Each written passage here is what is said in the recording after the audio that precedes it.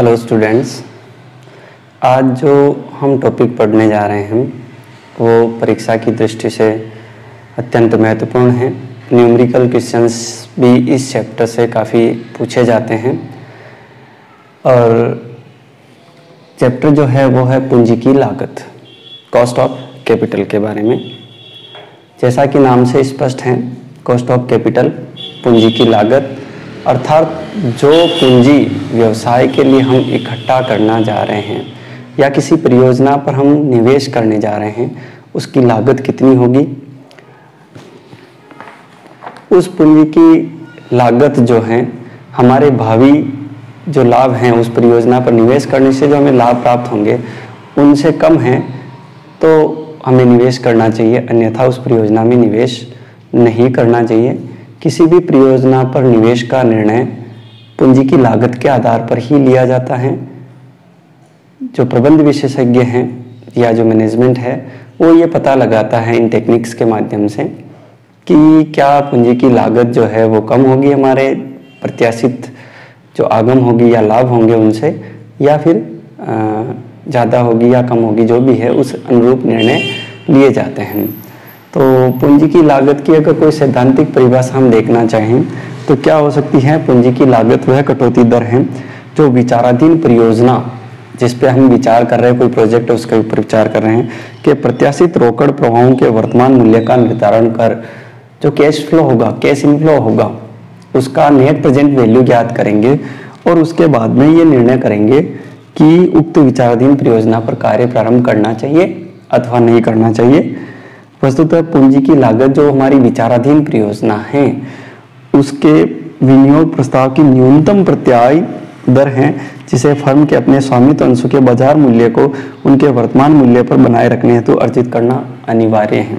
इसे minimum rate of return भी कहा है कि हम जो पूंजी निवेश कर रहे हैं उस पर मिनिमम इतना तो रिटर्न हो कि हमारे जो शेयर हैं उनका जो मार्केट वैल्यू है उसे उस लेवल पर बनाए रखा जा सके। उससे हम बढ़ाएं या नहीं बढ़ाएं वो तो बात की बात है, परंतु वर्तमान जो मूल्य हैं उस पर हम बनाए रख सके वो निर्धारित करती हैं। किसी भी फर्म के दो उद्देश्य होते हैं, प्रॉफिट मैक्सिमाइजेशन और वेल्थ मैक्सिमाइजेशन। तो जो दूसरा उद्देश्य है वेल्थ मैक्सिमाइजेशन का, संपदा अधिकतमीकरण का जो उद्देश्य है, करने के लिए यह आवश्यक है कि विचाराधीन पूंजी विनियोग प्रस्ताव कम से कम इतनी प्रत्याय अवश्य अर्जित करे जिससे उसके समान जोखिम वाले वैकल्पिक अन्य विनियोजन प्रस्ताव परियोजनाओं से अर्जित हो सकने वाली प्रत्याय के अवसर का फर्म को त्याग करना होता है। हम कोई भी पूंजी व्यवसाय में लगाते हैं तो हमें एक विकल्प हमेशा उपलब्ध रहता है, क्योंकि संसाधन हमारे पास सीमित होते हैं, विकल्प अनेक उपलब्ध होते हैं, तो हमें कम से कम इतनी प्रत्याय तो मिले कि जो हम विकल्प छोड़ रहे हैं उस पर जो मिलने वाली प्रत्याय थी उसके बराबर हमें इस परियोजना से जो रिटर्न है वो मिलना चाहिए। तो पूंजी की लागत को निर्धारित करने से पहले हमें जो 2-3 तत्व हैं उनसे परिचित होना आवश्यक है। उनमें से जो पहला है, पूंजी की लागत को सही अर्थ में रुकावट या बाधा दर, हर्डल रेट भी कह सकते हैं, उसे हर्डल रेट के रूप में ही समझा जाना चाहिए। क्यों समझा जाना चाहिए कि प्रत्येक व्यवसाय फर्म को इससे कोई भी कम लाभप्रद परियोजना प्रस्तावों को स्वीकार करने से पूर्व अनिवार्य रूप से इस बाधा दर को पार करने लायक प्रत्याय दर अर्जित करने का ध्यान रखें। हर्डल रेट क्यों क्या कहा है? क्योंकि किसी भी व्यवसाय को जारी रखने के लिए हमें एक न्यूनतम प्रत्याय दर चाहिए होती है जिसे हम हर्डल रेट भी कह सकते हैं। उस दर को तो कम से कम प्राप्त करना ही चाहिए। दूसरा क्या ध्यान में रखना चाहिए, पूंजी की लागत को न्यूनतम वांछनीय प्रत्याय दर के रूप में लिया जाता है, मिनिमम रेट ऑफ रिटर्न इसे कह सकते हैं, जिसका अर्थ है कि न्यूनतम प्रत्याय दर के बराबर ही नहीं बल्कि इस प्रत्याय दर से अधिक हमें लाभ प्राप्त होना चाहिए, तभी हम उस परियोजना हमारे जो है वो लाभदायक हमारे लिए होगी। और फर्म की पूंजी लागत है उसे हम जो एक फॉर्मूले के द्वारा तय कर सकते हैं कि उस पूंजी की लागत क्या होगी। वो फॉर्मूला कुछ इस प्रकार है, K = RF plus B plus F। अब इनका मीनिंग क्या है? Risk free rate of return, ये RF है, इसका मतलब है risk free rate of return. फिर जो दूसरा है B, premium for business risk, हम बिजनेस कर रहे हैं और उसके लिए रिस्क उठा रहे हैं, तो उसके बदले में हमें जो प्रीमियम प्राप्त होगा वो business for risk for business. और तीसरा जो है एफ, वो है प्रीमियम फॉर फाइनेंशियल रिस्क, हम वित्तीय जो जोखिम उठाते हैं, जो हम पूंजी लगा रहे हैं वो हमें वसूल होगी नहीं होगी, उस पूंजी पर ब्याज हम चुका पाएंगे नहीं चुका पाएंगे, इस प्रकार की समस्त जोखिमें जो हैं उनको हम फाइनेंशियल रिस्क में इंक्लूड करते हैं। तो ये सभी जो हैं इनका भी पूंजी परियोजना में निवेश करने से पहले ध्यान रखना चाहिए। तो अब हम शुरू करते हैं। सबसे पहले ऋण की लागत, कॉस्ट ऑफ डेट। हमने किसी से भी ऋण लिया है, उसकी लागत कितनी होगी और उसकी लागत को कैसे ज्ञात किया जाएगा, इन सभी बिंदुओं का हम इस टॉपिक के अंतर्गत अध्ययन करेंगे। ऋण से तात्पर्य समझते हैं सबसे पहले ऋण का क्या मीनिंग है। ऋण पत्रों के निर्गमन एवं वित्तीय संस्थाओं से मध्यमकालीन एवं दीर्घकालीन ऋण प्राप्त करने से। ऋण का सीधा सीधा मीनिंग यहाँ पर क्या है, या तो ऋण पत्र निर्मित कर रहे हैं हम ऋण प्राप्त करने के लिए, डिबेंचर्स, या फिर वित्तीय संस्थाएं जो हैं, फाइनेंशियल इंस्टीट्यूशंस जैसे बैंक हैं, या और भी इस प्रकार की नॉन बैंकिंग फाइनेंशियल इंस्टीट्यूशंस हैं, उनसे अल्पकालीन एवं मध्यमकालीन ऋण, मध्यमकालीन और दीर्घकालीन ऋण जो हम प्राप्त करते हैं वही क्या कहलाता है, डेट कहलाता है। तो इसकी जो डेट है, इसकी लागत का निर्धारण किस प्रकार किया जाएगा। बाजार में प्रचलित समान जोखिम वाली फर्मों द्वारा इसी प्रकार के ऋण पर दिए जाने वाले ब्याज, जोखिम रहित सरकारी प्रतिभूतियों पर ब्याज, मुद्रा की मांग पूर्ति की स्थिति आदि बातों से इसकी जो लागत है वो निर्धारित होती है। तो इसमें हम सबसे पहले देखते हैं कि अनंत अवधि ऋण अर्थात अशोधनीय ऋण पत्र जो होते हैं, जिसका हमें उसके जीवन काल में शोधन नहीं करना है, अपनी सुविधा अनुसार उसका जब कंपनी का समापन होगा या हमारे व्यवसाय बंद होगा तब उसका शोधन किया जाएगा, उस प्रकार के जो ऋण पत्र होते हैं जिन्हें हम अशोधनीय ऋण पत्र कहते हैं। वर्तमान में इस प्रकार के ऋण पत्र हालांकि प्रचलित नहीं है, सभी प्रकार के ऋण पत्रों का एक निश्चित समय अवधि के बाद शोधन करना अनिवार्य है, परंतु जो अशोधनीय ऋण पत्र हैं उनकी लागत का निर्धारण किस प्रकार होगा, तो उसका एक फॉर्मूला है KI, कॉस्ट ऑफ इंटरेस्ट या debt equal to I/P0। Cost of interest जो लागत है ऋण पत्रों की वो ज्ञात होगी KI से, I यानी इंटरेस्ट ब्याज की जो दर है वो, और P0 का अर्थ यहाँ पर क्या होगा, मार्केट वैल्यू ऑफ प्रीपेचुअल डिबेंचर्स, जो ऋण पत्र हैं उनका बाजार मूल्य क्या है वो कहलाएगा P0। इस फॉर्मूले के द्वारा हम क्या करेंगे, इररिडीमेबल जो डिबेंचर्स हैं उनकी लागत को हम उनकी जो लागत है उसको हम ज्ञात कर सकते हैं। अगर ये जो लागत ज्ञात होगी ये कर से पूर्व लागत ज्ञात होगी, अगर हमें कर के पश्चात, क्योंकि हर व्यवसाय या कंपनी को जो है टैक्स देना ही होता है, तो कर पश्चात ये कर पूर्व है। अगर हमें कर पश्चात इसी प्रकार के ऋण पत्रों की लागत को ज्ञात करना है तो क्या हो जाएगा, KI इक्वल टू I जो इंटरेस्ट है 1 - T, ये और हम इसमें ऐड कर देंगे और P0 अपना एज इट इज रहेगा। तो भी अपनी इससे क्या होगा कि कर पश्चात जो है वो जो हमारे ऋण पत्र हैं उनकी लागत ज्ञात होगी। I का अर्थ वही यहाँ पर ब्याज की दर है, और ये जो T है इसका अर्थ है कर की दर, टैक्स रेट। P0 जो नेट प्रोसीड होता है या मार्केट वैल्यू है हमारी वो है। इस प्रकार हम ऋण की लागत को ज्ञात कर सकते हैं। एक प्रैक्टिकल प्रॉब्लम लेते हैं, एक प्रश्न जो है वो लेते हैं।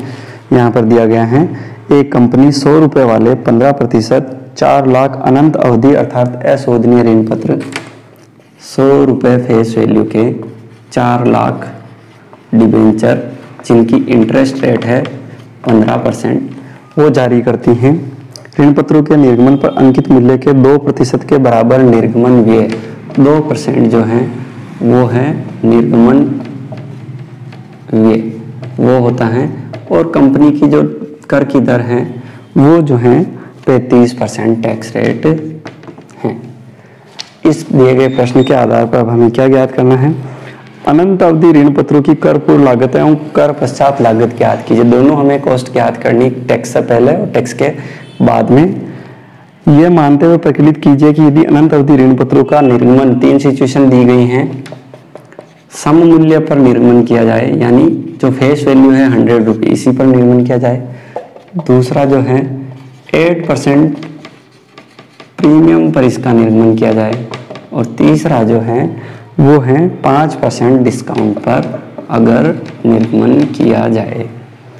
ये 3 सिचुएशन दी गई हैं। ऐसी दशा में हमको क्या ज्ञात करना है? कॉस्ट ऑफ डेट, ऋण पूंजी की लागत ज्ञात करनी है। तो सबसे पहले मैं कर पूर्व ज्ञात करता हूँ। कर पूर्व लागत equal to I upon P0।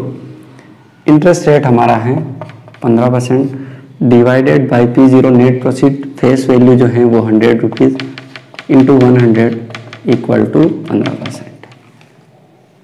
ये हमारी ऋण पूंजी की लागत आ गई। अब ये सम मूल्य पर जारी करने पर हमें ऋण पूंजी की लागत हुई, वो भी कर से पहले। अब इसी को अगर कर पश्चात ज्ञात करना चाहें तो आई अपॉन P0 और 1 माइनस टी कर देंगे। आई है 15%, P0 है 100 और 1 माइनस टैक्स रेट है 35% यानी 0.35। इसको हम सॉल्व करेंगे तो जो हमारा आंसर होगा वो होगा 9 इसमें हमें निर्गमन व्यय जो है उसको भी लेस करने हैं। तो नेट प्रोसीड हमारा निर्गमन व्यय जो है वो है 2%, यानी फेस वैल्यू 100, उसमें से 2 लेस कर देंगे 98। तो ये हो जाएगा हमारा 15 इंटू 0.65 डिवाइडेड बाई 98। तो अब ऋण पूंजी की जो लागत आएगी वो होगी 9.949%। इस प्रकार हमारी ऋण पूंजी की लागत कर पश्चात, ये कर पूर्व 15% और कर पश्चात जो होगी वो होगी 9.949। अब अगर इन ऋण पत्रों को हम 8% प्रीमियम पर इशू करें तो हमारी ऋण पूंजी की लागत कितनी होगी? 8% प्रीमियम का क्या मीनिंग है कि हम उन ऋण पत्रों को 8 रुपये अधिक मूल्य पर बेचेंगे। 100 रुपये जो उसका अंकित मूल्य है उससे 8 रुपये अधिक में हम उन ऋण पत्रों को बेचने वाले हैं। तो क्या इक्वल टू क्या हो जाएगा? कॉस्ट ऑफ इंटरेस्ट या cost of debt equal to I upon P0 into 100। ये अपना फॉर्मूला है। तो हमें सबसे पहले तो 15 इंटरेस्ट अपना है 15 अपॉन P0 जो है ये कर पूर्व ज्ञात कर रहे हैं अपन। दोनों तरीके से अपने को ज्ञात करना है, कर पूर्व और कर पश्चात। तो कर पूर्व हम ज्ञात कर रहे हैं तो आई अपॉन P0 यानी जो अपना नेट प्रोसीड है वो, तो नेट प्रोसीड हो जाएगा 95 माइनस 2 जो उसका निर्गमन व्यय है वो इंटू 100 यानी 15 अपॉन 93 इंटू 100। तो ये आएगा अपना 95 नहीं, चूँकि ये हमने 100 रुपये का है फेस वैल्यू और 2 रुपये निर्गमन व्यय, तो ये होगा अपना 108 प्रीमियम पर इशू कर रहे हैं हम। तो 108 माइनस 2 इक्वल टू 106 इंटू 100। अब इसको हम सॉल्व करेंगे तो ये जो हमारा आंसर आएगा 14.15%। इसी को आफ्टर टैक्स ज्ञात करना हो तो क्या फॉर्मूला होगा कि I equal to I upon P0 1 minus T into 100 equal to interest rate है 15%, 1 माइनस टैक्स रेट है 0.35%, 35%, दैट मीन्स 0.35। और उसके बाद में जो है अपना नेट प्रोसीड, क्योंकि हम इसको 8% प्रीमियम पर इशू कर रहे हैं यानी 108 रुपये, लेकिन उसमें निर्गमन वे भी लगेगा 2 रुपये का, तो यानी 106 हो जाएगा इंटू 100। यह हो जाएगा 15 into 0.65 divided by 106 into 100 equal to, ये जो हमारा टैक्स कॉस्ट ऑफ कैपिटल आएगा वो होगा 9.198%। ठीक है। अब लास्ट जो है, अगर इन शेयर्स को हम डिस्काउंट पर जारी करते, 5% डिस्काउंट पर जारी करें, तो इसकी कॉस्ट ऑफ डेट कितनी आएगी? KD equal to I upon P 0 into 100। अब सबसे पहले कर पूर्व ज्ञात कर रहे हैं, तो इंटरेस्ट रेट हमारा डिबेंचर्स का वो है 15%। P0 यानी नेट प्रोसीड हमें कितना मिलेगा, क्योंकि हम उसको 5% डिस्काउंट पर जारी कर रहे हैं, तो यानी हमें 100 रुपये के बदले में 95 रुपये ही प्राप्त होंगे। तो 95, इसको 100 माइनस 5 लिख देता हूँ, into 100 equal to 15 divide by 95 into 100। तो जो हमारा आंसर आएगा वो होगा 16.129। और इसमें से 2 रुपये जो हमारे प्रोसीडिंग चार्ज है वो भी हम घटा देंगे, तो ये आंसर आएगा 93 15 divide by 93 into 100 equal to 16.129, ये हमारा आंसर आएगा। ठीक है। अब इसकी कर पश्चात ज्ञात करनी हो, अगर इसको हम डिस्काउंट पर ही जारी करें, तो KD equal to I upon P0 into 100 equal to 15 rupees interest rate है, 15% सॉरी, एंड P0 जो नेट प्रोसीड होगा वो क्या होगा? 100 रुपीज़ फेस वैल्यू है, 5 रुपीज़ हमने डिस्काउंट दिया और 2 रुपीज़ हमारे लगेंगे डिस्काउंट के निर्गमन में, जो इश्यू के चार्ज है वो है, इंटू 100। और यहाँ पर अपने को 1 माइनस T करना होगा, क्योंकि हमें आफ्टर टैक्स ज्ञात करना है, तो यहाँ पर कर देते हैं 1 माइनस 0.35 इंटू 100। तो सॉल्व करेंगे तो ये हो जाएगा अपना 15 into 0.65 divide by 100 minus 5 minus 2 यानी 93 इंटू 100।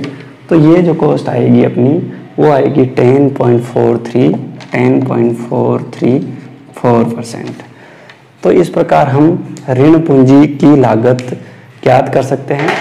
ये हमने जो अशोधनीय ऋण पत्र हैं, जिनका हमें कंपनी के जीवन काल में या व्यवसाय के जीवन काल में हमें शोधन नहीं करना है, उन ऋण पत्रों की लागत को हमने इस फॉर्मूले द्वारा ज्ञात किया।